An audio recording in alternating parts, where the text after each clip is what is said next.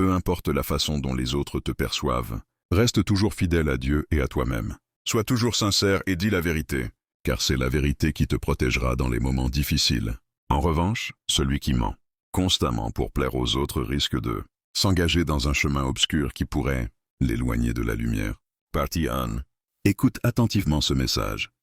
Les personnes qui passent leur temps à mentir pour se faire bien voir des autres s'éloignent non seulement de la présence de Dieu, mais s'enfoncent également davantage dans une spirale négative.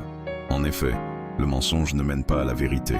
Au contraire, il enferme le menteur dans une prison invisible et peut également lui donner une mauvaise réputation sur le plan spirituel.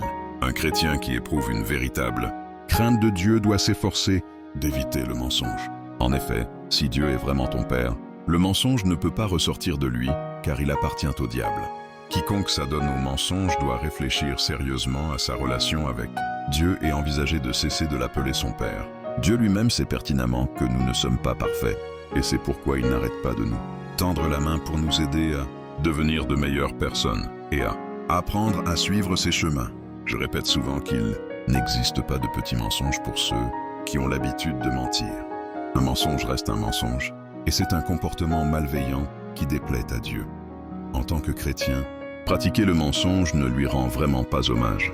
Peux-tu sincèrement me dire où tu vois le nom de Dieu être glorifié dans de tels actes?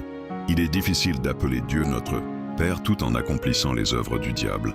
Parce que toi et moi savons très bien à quel point un mensonge peut avoir des conséquences désastreuses sur la vie des autres et même au-delà. Étant donné que tu sais que le mensonge peut être destructeur, je t'encourage à réfléchir à ta pratique et à envisager l'idée d'éviter de te laisser entraîner par les œuvres des ténèbres. Nous sommes les enfants de la lumière et la vérité du Christ doit résider en nous. Il est important que chacun d'entre nous exprime cette vérité avec courage, sans craindre le rejet ou l'abandon du monde. Si tu es devenu une nouvelle créature, vis pleinement en tant que telle.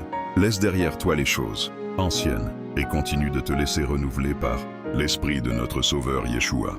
Je ne te juge pas, car je comprends combien il peut être difficile de laisser derrière soi son ancien soi et de s'ouvrir à la transformation que le renouvellement de l'Esprit de Dieu peut apporter. Cela demande une véritable discipline dans tous les aspects de ta vie sur le long terme.